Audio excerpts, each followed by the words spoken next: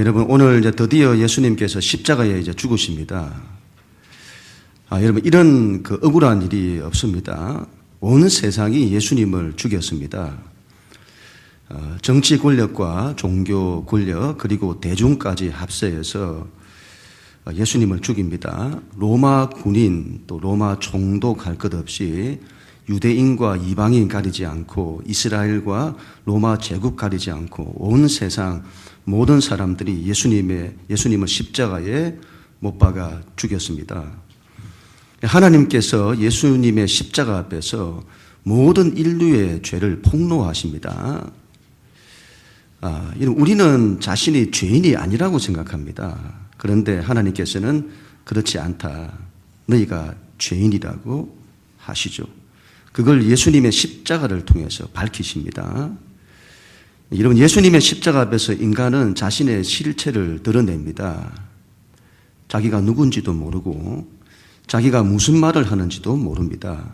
자기가 얼마나 큰 죄인인지도 모르고 자기가 얼마나 하나님을 대적하는지도 모르고 자기가 얼마나 하나님을 조롱하는지도 모릅니다. 우리는 여러분 그 시대 그 장소에서 태어났더라면 반드시 예수님을 십자가에 못 박아 죽였을 겁니다. 아니, 우리는 지금도 여전히 예수님을 십자가에 못 박아 죽이고 있습니다. 우리는 죽을 죄인입니다. 그런데 하나님께서 그런 우리를 사랑하시고 살리시는 겁니다. 바로 예수님의 십자가입니다. 오늘은 여러분 그 예수님의 마지막 십자가 죽음 앞에서 나타나는 세 가지 반응에 대해서 함께 나누도록 하겠습니다. 첫 번째, 하나님의 반응입니다. 45절, 46절, 50절 우리 하나님 말씀 같이 읽습니다. 시작. 제 육시로부터 온 땅에 어둠이 임하여 제 구시까지 계속되더니 제 구시쯤 예수께서 크게 소리질러 이르시되 엘리 엘리 라마 사박다니 하시니 이는 곧 나의 하나님 어찌하여 나를 버리셨나이까 하는 뜻이라. 예수께서 다시 크게 소리 지르시고 영혼이 떠나시니라. 아멘. 여러분, 여기서 제6시란 낮 12시를 말합니다. 낮 12시부터 오후 3시까지 3시간 동안 온 땅에 어둠이 임하게 됩니다. 여러분, 예수님은 이 땅에 빛으로 오셨습니다. 빛이 가장 강하게 비치는 때가 낮 12시부터입니다. 그런데 어두움이 온 땅을 덮은 겁니다. 어두움이 빛을 집어삼켰다는 것을 말하죠.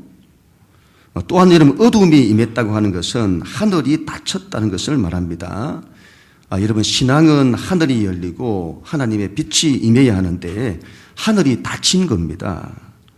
하늘이 닫혔다는 말은 하나님께서 그 얼굴을 돌리시는 걸 말하기도 합니다. 하나님 아버지께서 아들 예수님에게서 얼굴을 돌리시는 겁니다. 얼굴을 돌리시는 정도가 아니죠.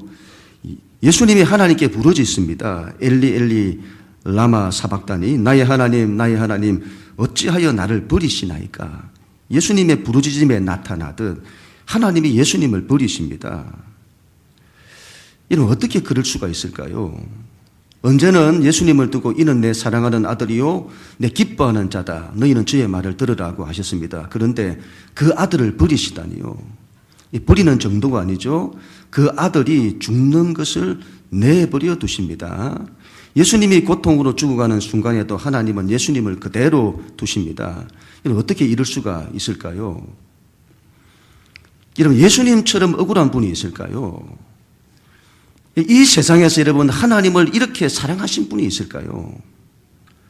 이 세상에서 하나님을 이렇게 믿으신 분이 있을까요? 이 세상에서 하나님의 뜻을 이렇게 순종하신 분이 있을까요? 그런데 온 세상이 이 예수님을 조롱하고 심판하고 폭행하고 죽을 죄를 뒤집어 씌워서는 십자가에 못 박아 죽이는 겁니다. 여러분, 이걸 그냥 두면 안 되죠. 하나님이 계시다면 이걸 그대로 두면 안 되죠.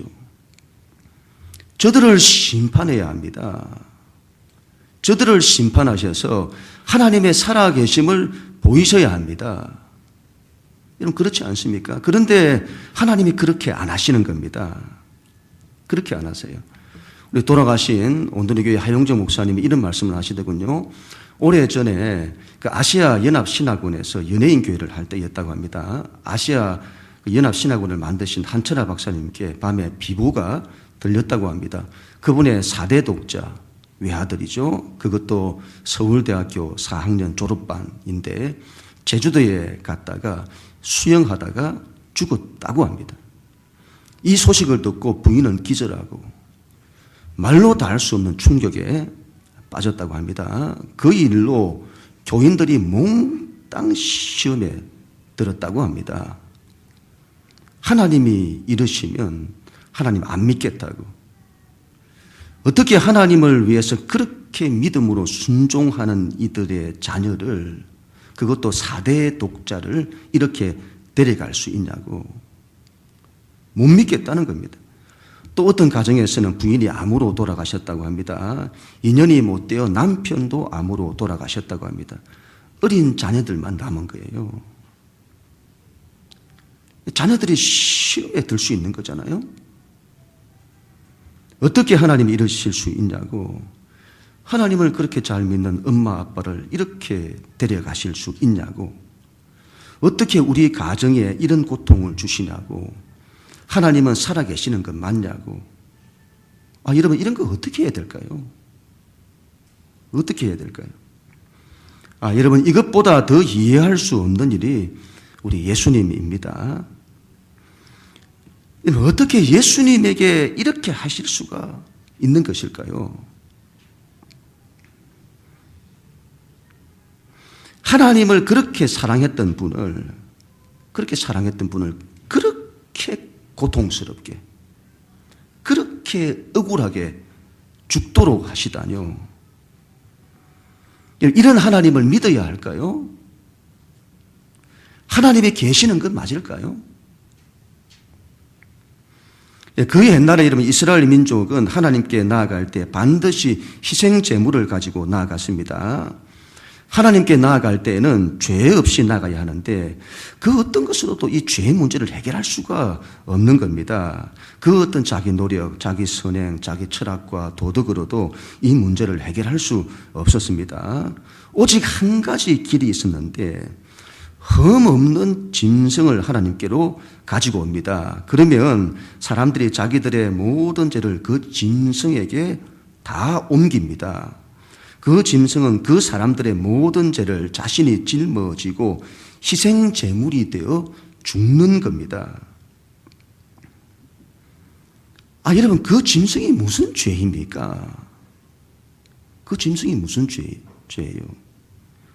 여러분 너무 억울한 것 아닐까요? 여러분 예수님이 바로 그 희생 제물이 되시는 겁니다.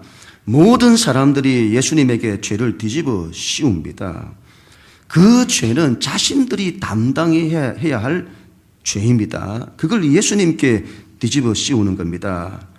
예수님은 그들의 모든 죄를 당신이 다 짊어지시는 겁니다. 그리고 당신을 희생 제물로 하나님께 드리는 겁니다. 그런데 하나님이 그걸 허락하시는 거예요. 여러분 어떻게 그럴 수가 있습니까? 이건 너무 억울하잖아요. 이건 너무 억울한 일이니 허락을 안 하셔야 하는 것 아닐까요? 그런데 하나님이 허락하세요. 왜 그렇죠? 우리 때문이죠. 우리 때문에. 하나님께서 우리 때문에 그걸 허락하시는 겁니다. 예수님이 우리 때문에 그 억울한 일을 당하시는 겁니다. 하나님께서 예수님에게 얼굴을 돌리시고 예수님을 버리시고 예수님을 죽도록 내버려 두시는 것은 이것 때문이죠. 우리를 사랑하시기 때문이죠. 우리를 살리기 위해서 그렇게 하시는 겁니다. 우리를 죄와 절망과 죽음으로부터 살리기 위해 하나님이 아들을 버리시는 겁니다. 아버지에게 여러분 이것보다 더 큰 고통이 어디에 있을까요? 하나님께서 우리를 살리기 위해 하나님의 가장 사랑하는 아들 예수 그리스도를 버리시는 겁니다.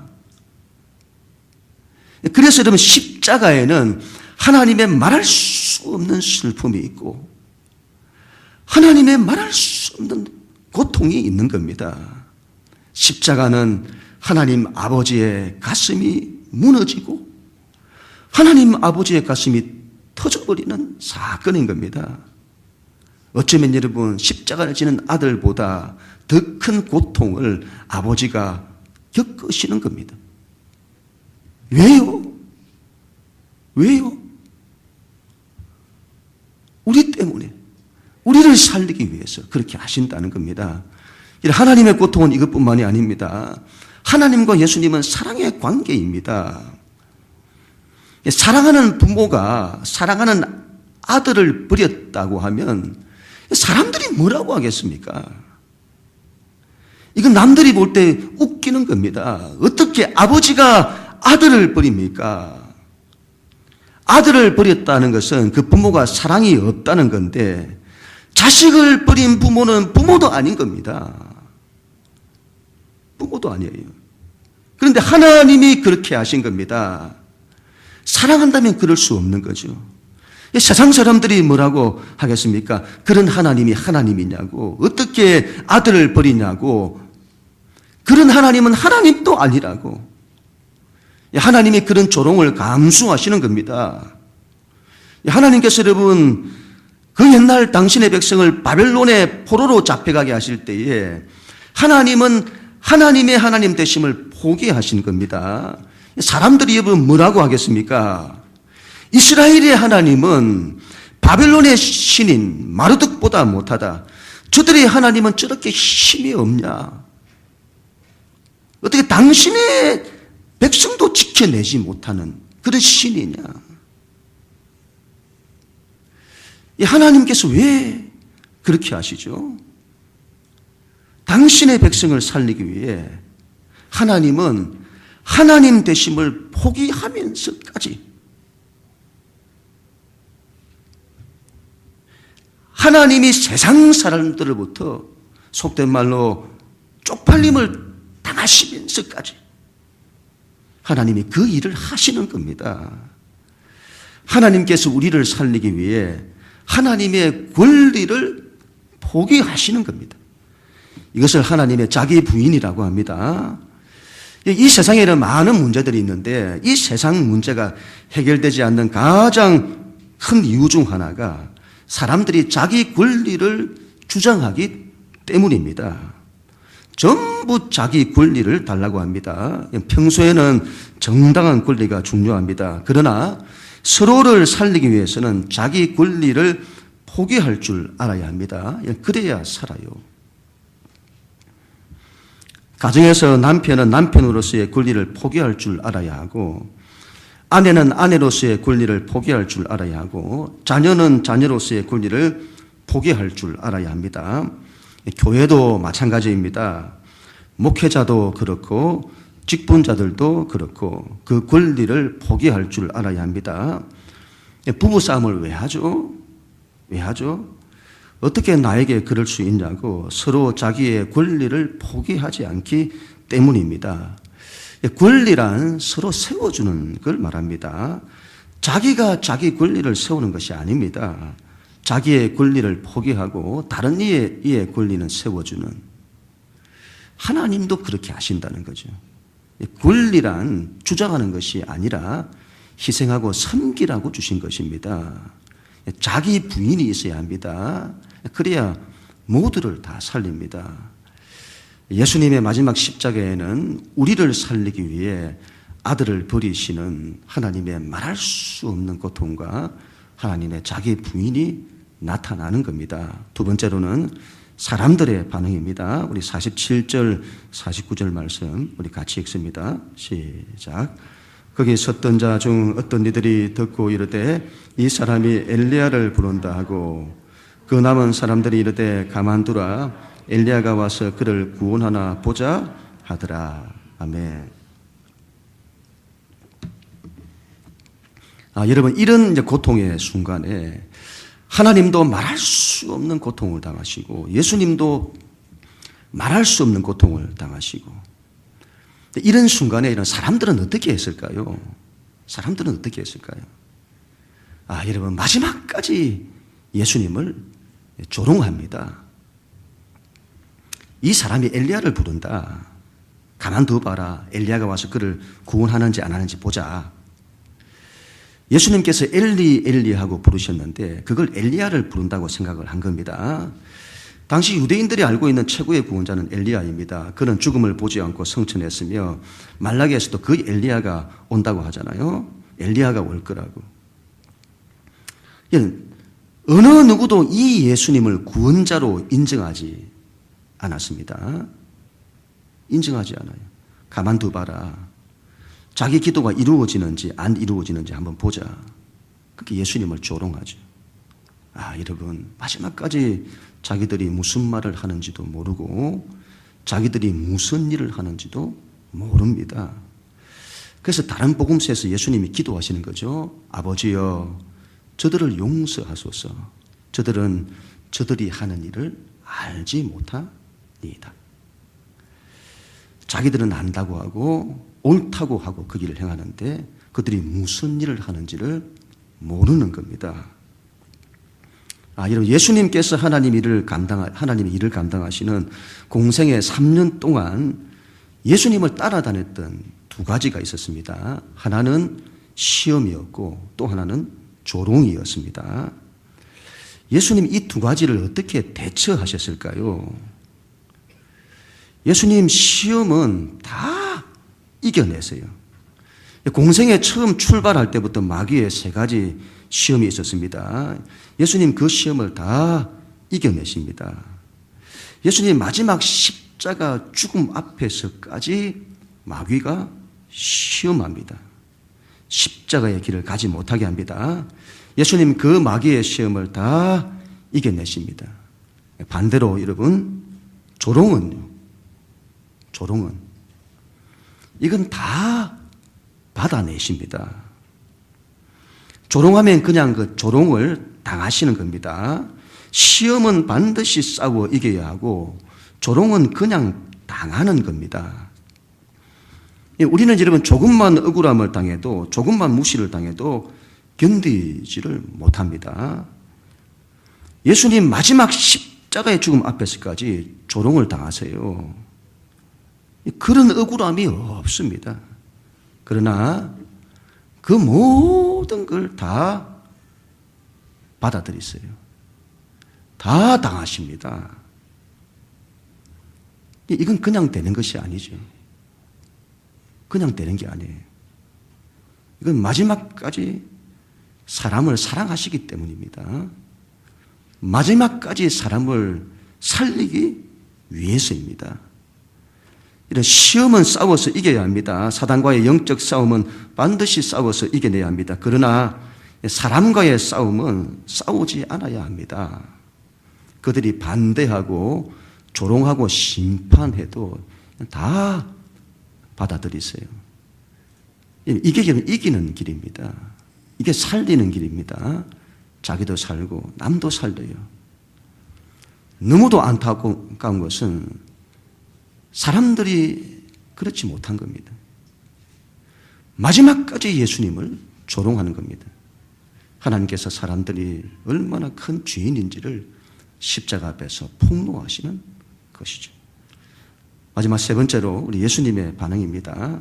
46절 말씀만 같이 읽습니다. 시작. 제9시쯤에 예수께서 크게 소리질러 이르시되 엘리 엘리 라마 사박다니 하시니 이는 곧 나의 하나님 나의 하나님 어찌하여 나를 버리셨나이까 하는 뜻이라. 아멘. 예수님께서 크게 소리를 질렀다고 합니다. 예수님 마지막으로 하나님께 간절히 기도하신 겁니다. 엘리 엘리 라마 사박다니.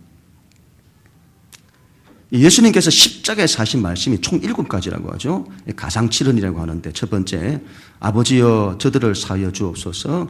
자기들이 하는 걸 알지 못하나이다. 두 번째, 내가 진실로 네게 이르노니 네가 나와 함께 나군에 있으리라. 세 번째, 이자여 보소서 아들이니이다. 보라 내 어머니라. 네 번째, 나의 하나님 어찌하여 나를 버리셨나이까. 다섯 번째, 내가 목마르다. 여섯 번째, 다 이루었다.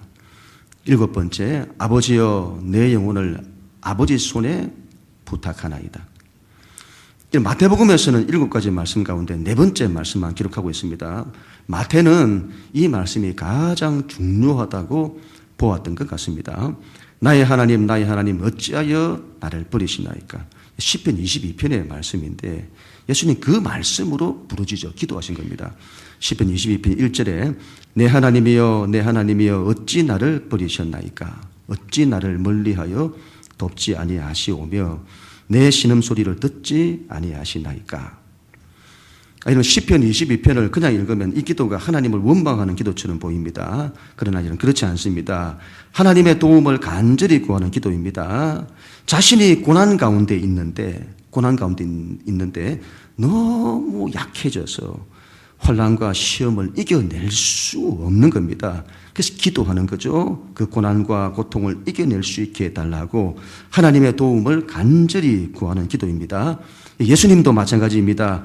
나의 하나님 어찌하여 나를 버리신다이까. 이건 하나님을 원망하는 말씀이 아닙니다. 아들은 아버지의 마음을 아는 겁니다. 아버지께서 그렇게 하실 수밖에 없으시. 그래서 기도하시는 겁니다. 아들이 그 고난을 이길 수 있도록 해달라고. 십자가에서 당하는 고통을 면하게 해달라는 것이 아니라 이 고통을 거부하지 않고 끝까지 견디어내어 아버지의 뜻을 이루게 해달라고, 그렇게 할 수 있도록 도와달라고 기도하시는 겁니다. 우리 48절 우리 마지막으로 같이 읽습니다. 시작. 그 중에 한 사람이 곧 달려가서 해면을 가져다가 신포도주에 적시어 갈대에 메어 마시게 하거늘. 아멘. 오늘 우리가 읽은 성경 말씀 45절부터 50절 말씀은 인클루시오로 구성이 되어 있습니다. 교차 대꾸법이라고 하는데 45절, 46절을 A라고 한다면 그것과 쌍을 이루는 50절은 A-가 되는 겁니다. 둘 다 하나님이 예수님을 버리시는 걸 말합니다. 그리고 47절을 B라고 한다면 그것과 쌍을 이루는 49절은 B-가 되는 겁니다. 둘 다 사람들이 엘리야에 대해서 말하면서 조롱하는 장면입니다. 그리고 가장 중심에 48절이 있습니다. 예수님께서 신포도주를 마시는 장면이죠. 마태복음을 기록한 마태가 예수님이 십자가에서 죽으시는 사건에서 뭘 더 강조하여 말하고 싶은지를 보여주는 겁니다. 마태복음에서는 이러면 십자가 사건에서 예수님께서 포도주를 마시는데 두 번의 사건이 등장합니다. 하나는 지난주에 보았던 썰깃한 포도주이고 또 하나는 오늘 신포도주입니다. 이 썰깃한 포도주는 예수님 맛보시고 거부하십니다. 두 번째, 신포도주는 받아 마시죠. 받아 마십니다. 요한복음에 더 정확하게 나타납니다. 썰깃한 포도주는 마취제 역할을 합니다. 예수님께서 십자가의 고통을 면하고 싶었다면 썰깃한 포도주를 마셔야 할 겁니다. 이러면 손과 발에 못이 박힐 때 그 고통을 뭘로 말할 수 있을까요? 그런데 예수님 썰깃한 포도주를, 이 마취제를 거부하시고 그 고통을 다 겪어내시는 겁니다. 그런데 십자가에 달리시고 난 이후에 신포도주는 왜 마시냐? 여기서 신포도주는 갈증을 해소하는 음료수 역할을 합니다. 십자가에 달리면 물과 피를 쏟기 때문에 갈증을 느끼는 겁니다. 이때 포도주를 마시면 갈증이 해소되고 생명이 더 연장될 수 있는 거죠. 그러나 십자가의 고통은 더 길어지는 겁니다. 여러분, 이런 고통은 빨리 끝내는 게 좋습니다. 빨리 끝내는 게 좋아요. 근데 이걸 받아 마시면 마실 때는 좋은데 그 고통을, 십자가의 고통을 더 당해야 하는 겁니다. 그런데 예수님 그 신포도주를 받아 마시는 거죠. 십자가에서 당하시는 고통을 마지막까지 조금도 남김없이 다 받으시는 걸 말합니다. 우리 예수님 그렇게 십자가를 지세요. 여러분, 예수님이 이렇게 하시면 안 되죠. 이렇게 하시면 안 되죠. 이런 억울한 일이 여러분 어디에 있습니까? 예수님 고통을 감당할 수 있게 해달라고 기도하실 게 아니라 하나님의 살아계심을 나타내 보이셔야 한다고.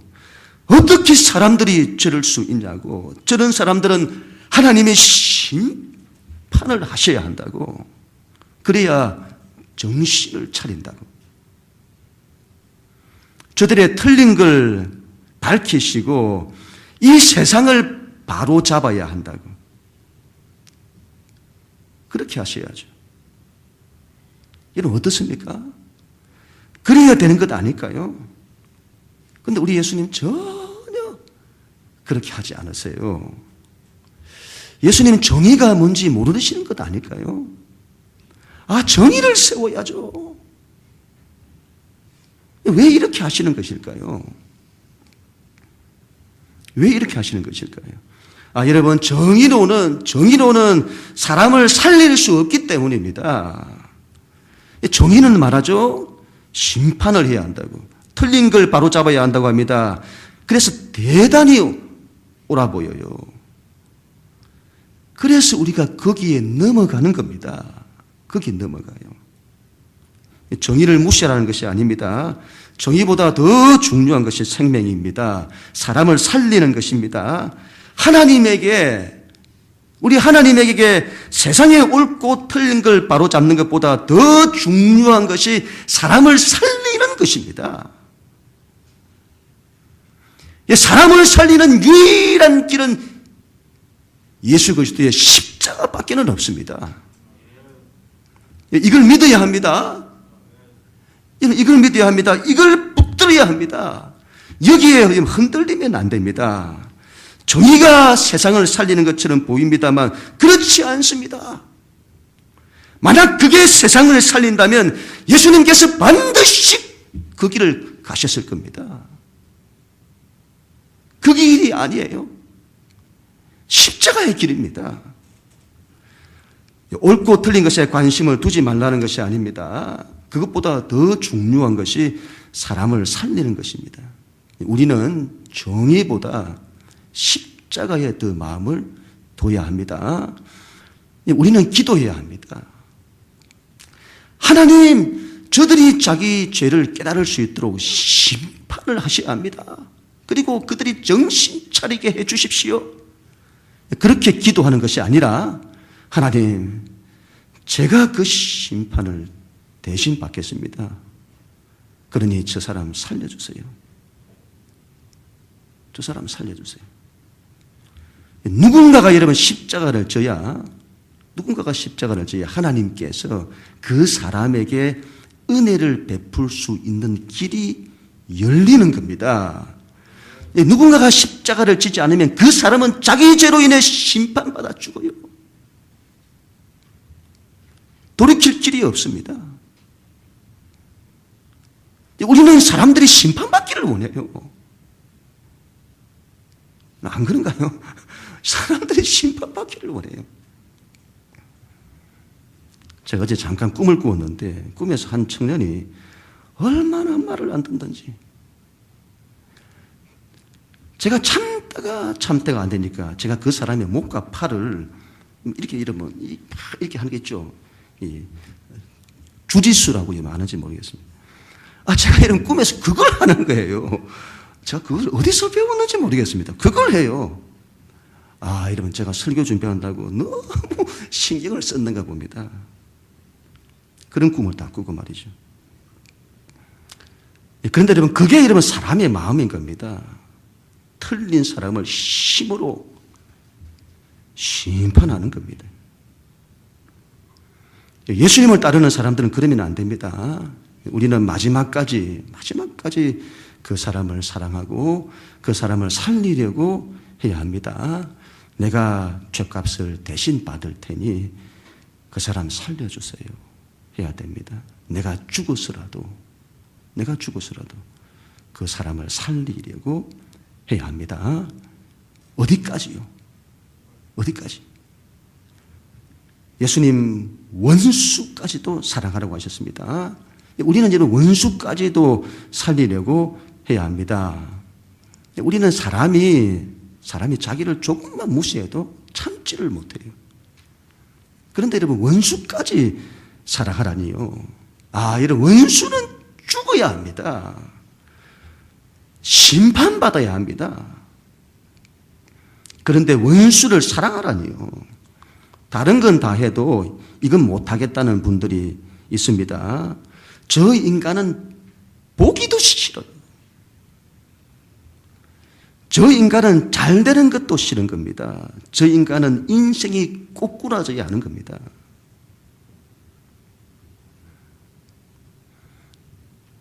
우리는 여러분 자신이 누구인지를 아는 것일까요? 우리는 자신이 하나님 앞에서 어떤 사람이었는지를 알아야 합니다. 우리가 하나님 앞에서 그랬던 겁니다. 이건 원수예요. 왼수라죠, 왼수. 하나님의 원수. 하나님이 도저히 사랑할 수 없는. 그런데 하나님이 그런 나를 사랑해 주신 겁니다. 사랑해 주신 정도가 아니라 그런 우리를 위해 죽으신 겁니다. 그걸 안다면, 우리가 그 은혜를 받았다는 걸 안다면 우리는 다른 사람을 미워해서는 안 됩니다. 우리가 이런 십자가를 안다면 다툼은 없는 겁니다. 시기와 질투도 없는 겁니다. 교만도 없는 겁니다. 마지막까지 견디고 사랑하는 것만 있는 겁니다. 십자가의 길을 가야 합니다. 십자가의 길을 가야 합니다. 우리는 말하죠. 예수님 십자가를 통해 내가 구원받은 것에 너무 감사하다고 말합니다. 그러나 내가 십자가의 길을 가는 건 싫다고 합니다. 예수님은 그 길을 가셔도 되는데 나는 안 가겠다는 겁니다. 우리는 알아야 합니다. 내가 예수님 십자가를 통해 구원받는 것도 중요하지만 더 중요한 것은 내가 십자가의 삶을 사는 겁니다. 신앙이 여러분, 신앙이 자기 구원받는 것에만 머물러 있으면 그건 참 신앙이 아닙니다. 신앙은 다른 이의 구원을 위해야 합니다. 다른 일을 살려야죠. 그러기 위해서는 반드시 십자가의 길을 가야 합니다. 그래서 여러분, 이 하나님의 뜻을 이루는 자들에게는 고난이 많은 겁니다. 고난이 많아요. 십자가를 져야 하기 때문이죠. 그러나 여러분, 이것보다 더 큰 영광이 없는 줄로 믿습니다. 이것보다 더 큰 하나님의 능력이 없어요. 하나님이 이 사람을 가장 높이시고 하나님이 이 십자가의 길을 걷는 자들을 통해서 하나님의 능력을 나타내시는 겁니다. 십자가를 싫어하지 마시고 적극적으로 끌어내야겠습니다. 내가 죽어 다른 일을 살려야 합니다.